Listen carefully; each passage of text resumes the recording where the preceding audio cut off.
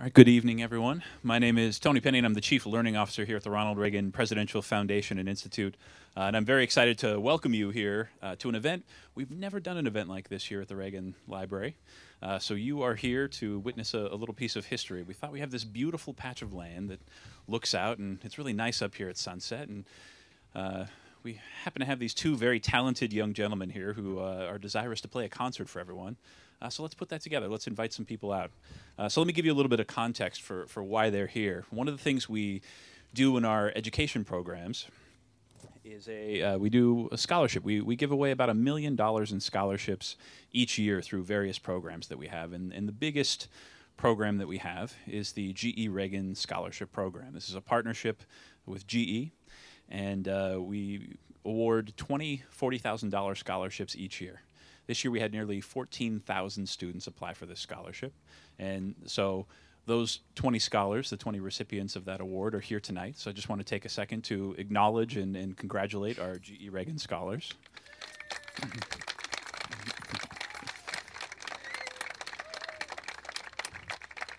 And you might say, well, what's the connection to the two gentlemen on stage? Well, the two gentlemen on stage, who I'll talk about just a little bit more in a second here, are both previous recipients of the GE-Reagan Scholarship.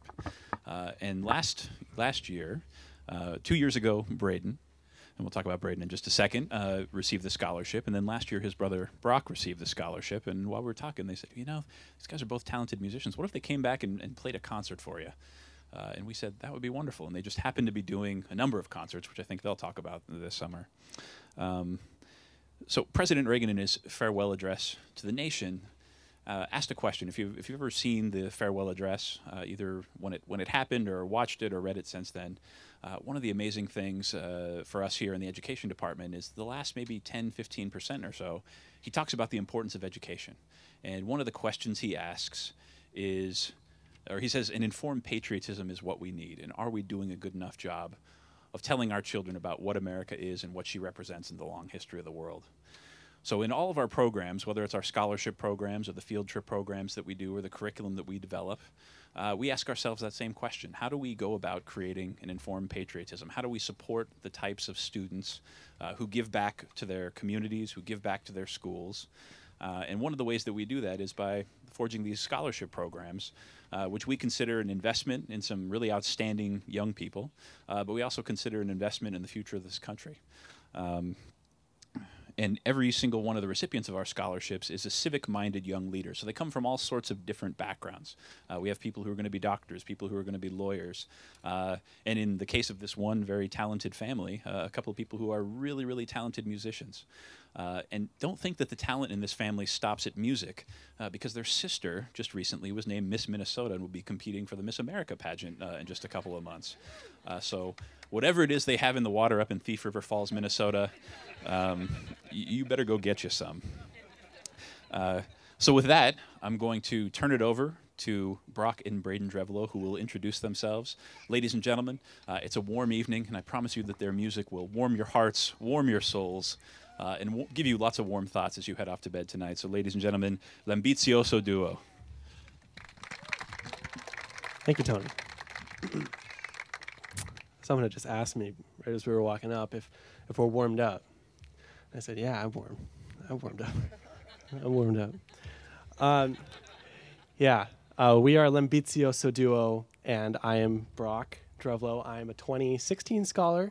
Braden is a 2015 scholar.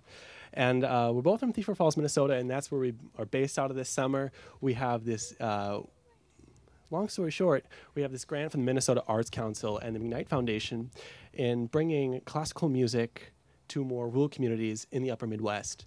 And so thus we started a tour, and so we needed a name. And you know, the name is always the hardest part. You always get everything all situated. The tour is all great and going well, and then you're like, oh, wait, now we need a name. And so we don't want to be generic and be like the Drevlow brothers or something. This actually is not my own instrument. I rented this instrument. This is from a friend in LA. And the instrument that I typically tour on is a handcrafted Italian bass. It's a $25,000 bass that I play on in the orchestra. And because what's unique about this duo is that we are the only traveling classical piano and bass duo in the world. And so the bass I was playing on is a hand-carved instrument made by Luciano Guglia, and he actually names each of his instruments, and he named it L'Ambizioso, which translates into English, the ambitious. And so we think we're pretty ambitious, right? And so this is perfect. So we took the L'Ambizioso. So that's pretty much the founding of our group here. So today we're so excited to be playing this sunset concert for you guys. And these are all pieces that we're bringing on our tour, that we brought on our tour. And so we're going to start off with this one shorter piece. It's a Russian piece called Valse Miniature, which is a mini waltz.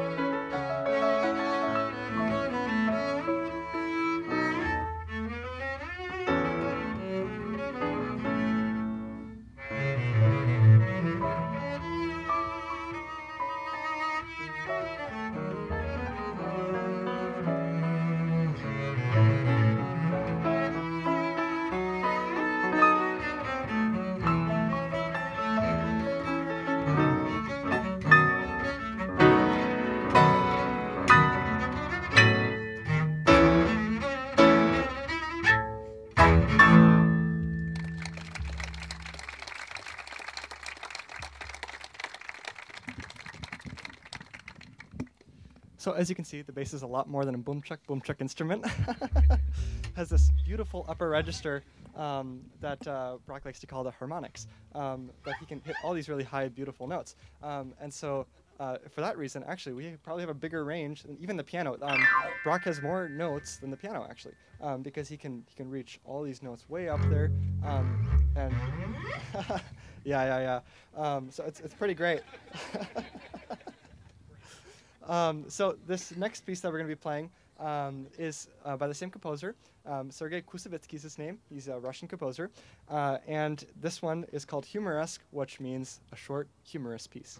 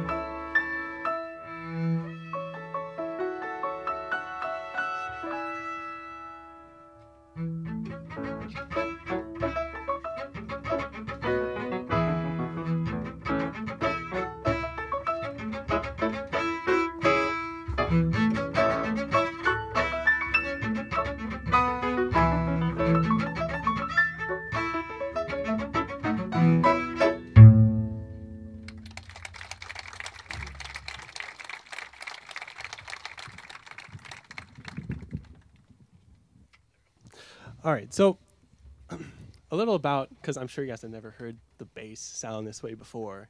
You know, the upper register being almost, no one ever really plays it. You always hear, like Braden said, the boom, slap type of stuff, right? And so that's the kind of stuff I typically do in the orchestra, of course. I used to play back in several symphonies back in Minnesota and North Dakota. And that's until I moved out to Baltimore. Now I play in what's the Peabody Symphony Orchestra, which is in Baltimore.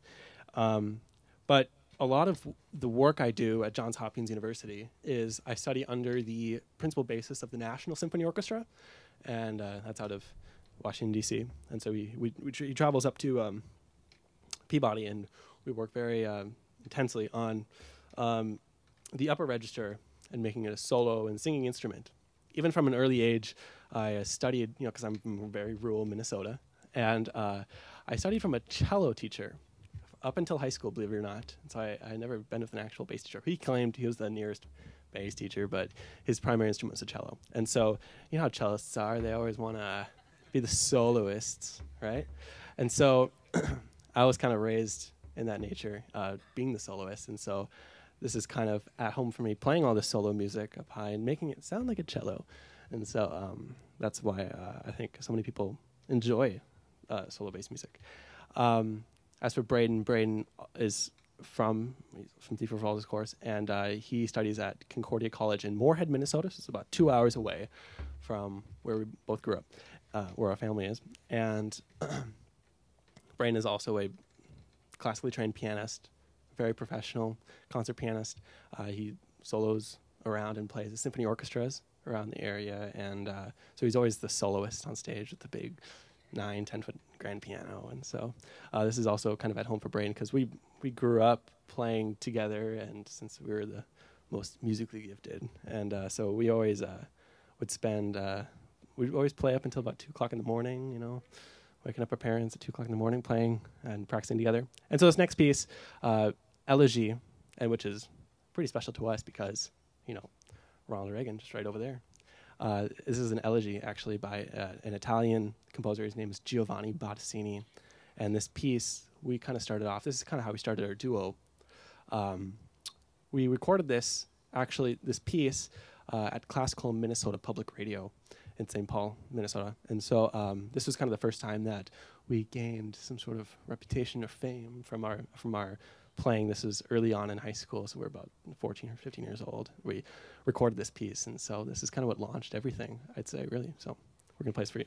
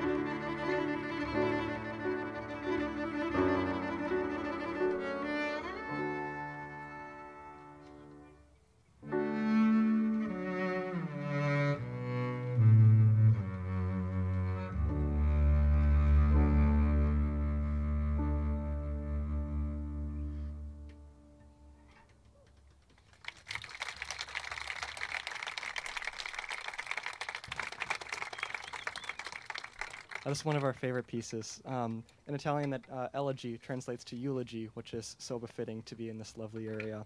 And looking at this beautiful view, I keep getting lost playing, and my eyes gaze out that way. But to fill you in a little bit more, so what Tony kind of said, that there's something up in there in the water, that I'm the third and Brock is the fourth of 11 kids from up in Minnesota. And everyone in our family, believe it or not, is musical. And so everyone, to some extent, plays piano. The age range, I should say, is 23 to 5. So the 5-year-old is just getting big enough to reach his hands to the keys. And so everyone plays piano, and everyone plays a string instrument on top of that. And so going from the oldest, and we started off with cello, then bass. I play my great-great-great-grandfather's violin. Brock plays bass, and then the next, 8 kids in a row all chose bass. So we always have a very bottom-heavy quartet. But with everyone playing piano as well, we actually have 5 pianos at our house. We have 4 uprights and 1 concert grand piano like this. And so whenever people ask, is it always loud at your house? And yes, it is loud, but not in the screaming type. So yes. But this next piece that we're going to play, the last one was a Bottesini piece. This one is a Bottesini piece as well. And this is one of the first pieces that kind of explored what all the bass could do. And so you'll hear Brock is playing lots of these different kinds of techniques all the way throughout, and then to cap it off at the end, there's something called a cadenza, in which Brock essentially makes up his own solo. So you'll really enjoy that. This is the Bottesini Concerto No. 1.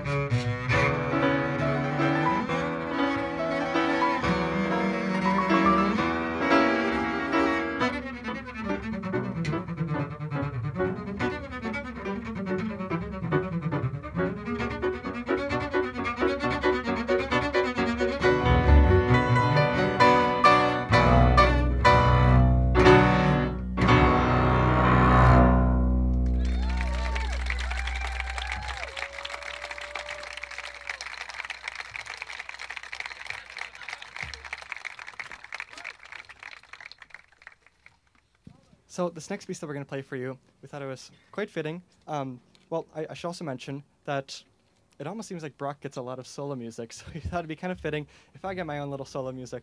And so this next piece that I'm going to play for you is Battle Hymn of the Republic, as, of course, 4th of July is right around the corner. So this is my own little kind of arrangement. And so what makes this one kind of different, though, is that you won't hear the battle hymn stuff until kind of the end, because before it is, of course, the storm and the war. So don't get discouraged when you hear the kind of minor stuff, but this is the whole experience. So this is the Battle Hymn of the Republic.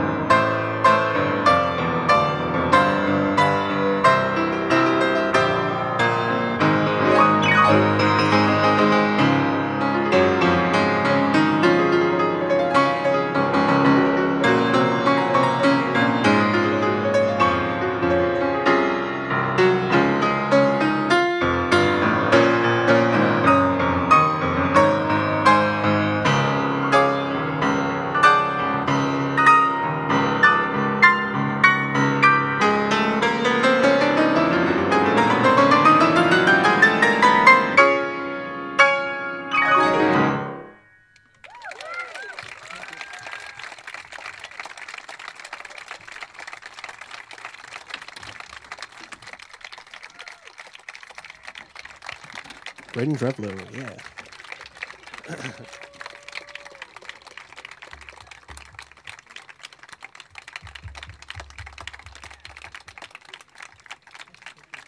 I think that was like he started that practicing that like a week ago. Yeah, I'm not joking. He started that like a week ago. All right. Well, we're gonna follow that up with our last piece, and that is this piece is Fantasy Sonnambula, and this is also by the amazing Giovanni Bottesini, this great bass composer. And it's a funny story behind this piece. We chose to play this one last because this also has ties to GE-Reagan, and that is that when I had my final interview, I think it was with John Hubish, and he was reading my resume. We had our interview over Skype and for the scholarship, and he was reading through my resume, and he said, "Oh, you're obviously very musical. You're doing a lot of stuff that's dealing with music." And he's like, I don't suppose you have an instrument. Or you just play me something. You're probably lying. How do I know you're not lying?" Because he saw my bass in the corner. I was in my room. And Braden was just right down the hall. Because I was in a practice room actually at Concordia College where he studies. I was in my bass teacher's room, my practice room. And I asked Braden to come down because Braden knew John, of course. And we played him this piece. And yeah, I think that pretty much solidified. I think that I was going to get the scholarship, he said. So anyway, there's some really great ties around this piece. This always makes me remember that time. And so, yeah, we're going to finish off with this piece. Thank you all so much for coming out and enjoying this, what is now Sunset concert. This has been really fun, really fun. I'm not sure. Brain might have a couple extra words here. Yeah, I wanted to send a special thank you to the Reagan Foundation, of course, especially Tony, Erin, where she's hiding back there, and Joanne for helping to organize this whole event. I hope you all enjoy it, and of course, we are. Thank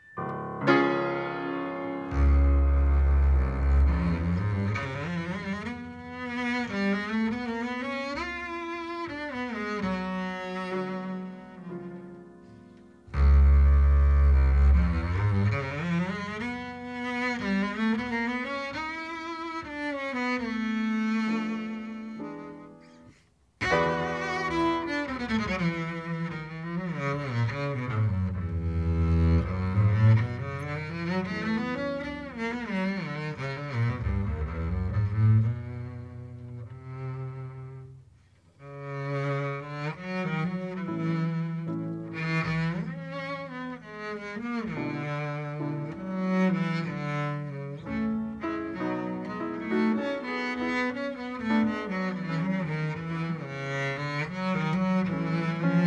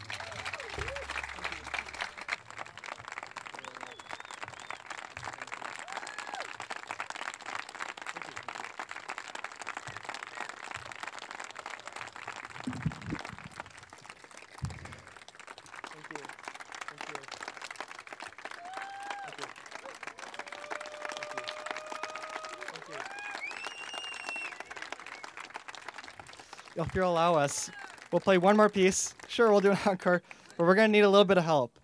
So we're going to enlist the help of Miss Joanne Drake. This is our little arrangement of a little George Gershwin, and this is I Got Rhythm.